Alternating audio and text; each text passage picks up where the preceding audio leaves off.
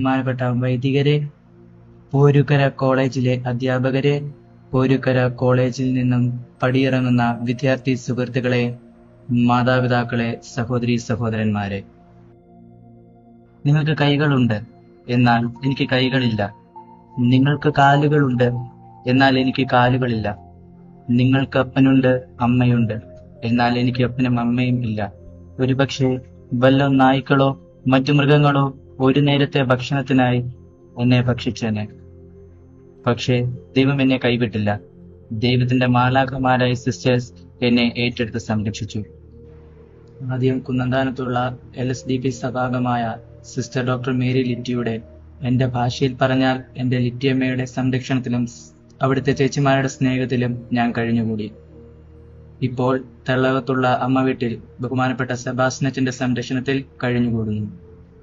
ഞാൻ Mannanam saint Ephraim's higher secondary സ്കൂളിൽ commerce വിഭാഗം 2ാം വർഷ വിദ്യാർത്ഥിയാണ്. ഈ കലാലയത്തിൽ നിന്നും പടിയിറങ്ങുന്ന ചേച്ചിമാരോടും ചേട്ടന്മാരോടും എനിക്ക് പറയാനുള്ളത്, ജീവിതത്തിൽ നാം നേരിടേണ്ട 4 സത്യങ്ങളെക്കുറിച്ചാണ്. ദൈവം നമ്മുടെ എല്ലാവരുടെയും തലയിൽ ഒരു വര വരച്ചിട്ടുണ്ട്. അതനുസരിച്ച് നമ്മുടെ ജീവിതം മുൻപോട്ട് പോകൂ. അതാണ് നമ്മുടെ വിധി. അതിൽ നാം വിശ്വസിക്കണം. ഒന്നാമത്തെ സത്യം നമ്മുടെ ജനനമാണ്. നമ്മൾ ഓരോരുത്തരും ഇന്ന വർഷം, ഇന്ന മാസം, ഇന്ന ദിവസം, ഇന്ന സമയത്ത്, ഇന്ന സ്ഥലത്ത്, ഇന്ന മാതാപിതാക്കളിൽ നിന്ന് ജനിക്കുന്നു അല്ലെങ്കിൽ ജനിച്ചു എന്നുള്ളത് ദൈവനിശ്ചയമാണ്. എന്നെ എന്തുകൊണ്ട് അംബാനിയുടെ മകനായി ജനിപ്പിച്ചില്ല എന്ന് പരാതിപ്പെടുവാൻ നമുക്ക് ആർക്കും അവകാശമില്ല. എന്നെ എന്തുകൊണ്ട് കൈയും കാലും ഇല്ലാത്തവനായി സൃഷ്ടിച്ചു എന്ന് പരാതിപ്പെടുവാൻ എനിക്ക് അവകാശമില്ല. കാരണം ഇതെന്റെ തലവരെയാണ്. ഇത് നാം സ്വീകരിക്കണം. രണ്ടാമത്തെ സത്യം നമ്മുടെ ജീവിതാന്തസ്സാണ്. നമ്മുടെ ജീവിതത്തിൽ നാം എങ്ങനെ ജീവിക്കണം, നമ്മുടെ ജീവിതത്തിൽ നാം എന്ത് ചെയ്ത് ജീവിക്കണം എന്നത് ദൈവനിശ്ചയമാണ്. ഇവിടെ ഇരിക്കുന്ന എല്ലാവരും ഡോക്ടർമാരായ, അല്ലെങ്കിൽ ഇവിടെ ഇരിക്കുന്ന എല്ലാവരും കർഷകരായ, അല്ലെങ്കിൽ ഇവിടെ ഇരിക്കുന്ന എല്ലാവരും അച്ഛന്മാരായ, ഡോക്ടർമാരുടെ പണി ആര് ചെയ്യും? കർഷകരുടെ പണി ആര് ചെയ്യും? സമൂഹത്തിന്റെ ആവശ്യമനുസരിച്ച് ദൈവം ഓരോരുത്തർക്കും ഓരോ ജീവിതാന്തസ്സ് നൽകുന്നു. അത് നാം സ്വീകരിച്ചേ പറ്റൂ. BCAക്കും BComനൊക്കെ പഠിച്ച് നിങ്ങൾ പഠിച്ചതുമായി യാതൊരു ബന്ധവുമില്ലാത്ത ജോലിയിലായിരിക്കും ചിലപ്പോൾ പ്രവേശിക്കുക. അത് ദൈവനിശ്ചയമാണ്. അത് നിങ്ങൾ സ്വീകരിക്കാൻ പറ്റൂ. മൂന്നാമത്തെ സത്യം നമ്മുടെ വിവാഹമാണ്. നമ്മുടെ ജീവിതസഖിയായി ആര് വരും, നാം ആരുടെ കൂടെ ജീവിക്കണം എന്നുള്ളത് ദൈവനിശ്ചയമാണ്. നമ്മൾ എത്ര ബലം പിടിച്ചാലും അവരുമായുള്ള വിവാഹമേ നടക്കൂ. പുരുഷന് ദൈവം ജന്മം നൽകുമ്പോൾ അവന് വേണ്ടിയുള്ള സ്ത്രീയെ ദൈവം എവിടെയെങ്കിലും കരുതിയിരിക്കും.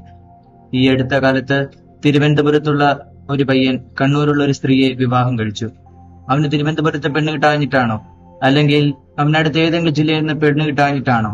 ഇഷ്ടപ്പെട്ടാലും ഇല്ലെങ്കിലും എന്റെ സഹോദരങ്ങളെ, ദൈവം നിശ്ചയിക്കുന്ന ആളുമായി മാത്രമേ നമുക്ക് ജീവിക്കുവാനാവൂ. നാലാമത്തെയും അവസാനത്തെയും സത്യം നമ്മുടെ മരണമാണ്. നാം എവിടെ എങ്ങനെ മരിക്കണമെന്നുള്ളത് ദൈവനിശ്ചയമാണ്. പ്രിയമുള്ളവരെ, ഇതാണ് നാം ജീവിതത്തിൽ മനസ്സിലാക്കേണ്ട, നാം ജീവിതത്തിൽ പഠിക്കേണ്ട 4 സത്യങ്ങൾ.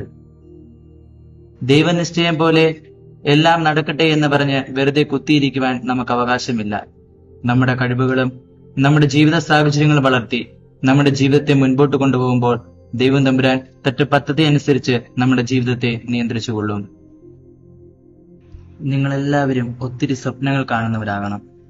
നിങ്ങളുടെ ജീവിതത്തിൽ നിങ്ങൾക്ക് ഒരാളെ സഹായിക്കാൻ പറ്റുന്നുണ്ടെങ്കിൽ ഈ പ്രപഞ്ചം മുഴുവൻ നിങ്ങളുടെ സ്വപ്നം, നിങ്ങളുടെ ലക്ഷ്യം സാക്ഷാത്കരിക്കുവാൻ നിങ്ങൾക്ക് വേണ്ടി പണിപ്പെടുമെന്ന് പൗലോ കൊയ്ലോ പറയുന്നുണ്ട്.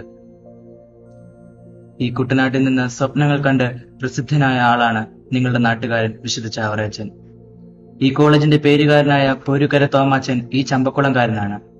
പ്രസിദ്ധ സാഹിത്യകാരൻ തകഴി ശിവശങ്കരപിള്ള ഈ UP സ്കൂളിൽ പഠിച്ചിട്ടുണ്ട്.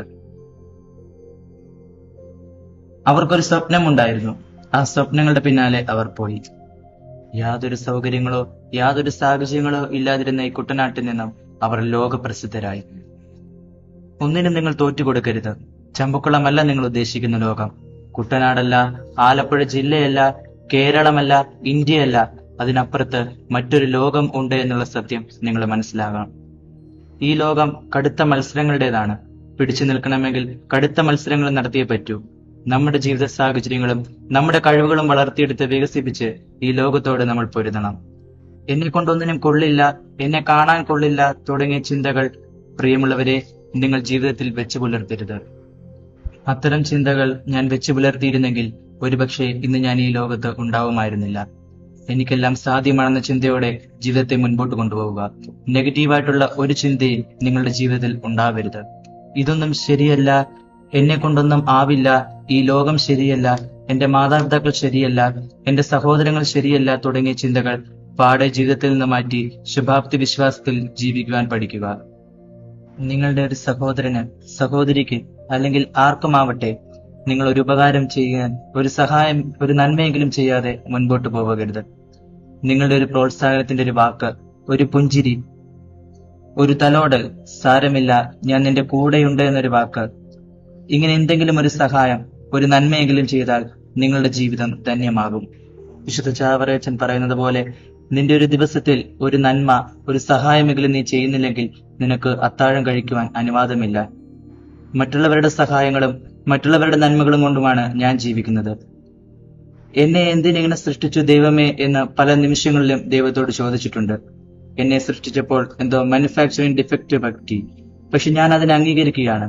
കാരണം ഇന്നെന്നെ സഹായിക്കുവാൻ, ഇന്നെന്നെ തീറ്റിപ്പോറ്റുവാൻ, ഇന്നെന്നെ വളർത്തുവാൻ ആ ദൈവം എനിക്ക് എത്രയോ പേരെ തന്നിരിക്കുന്നു.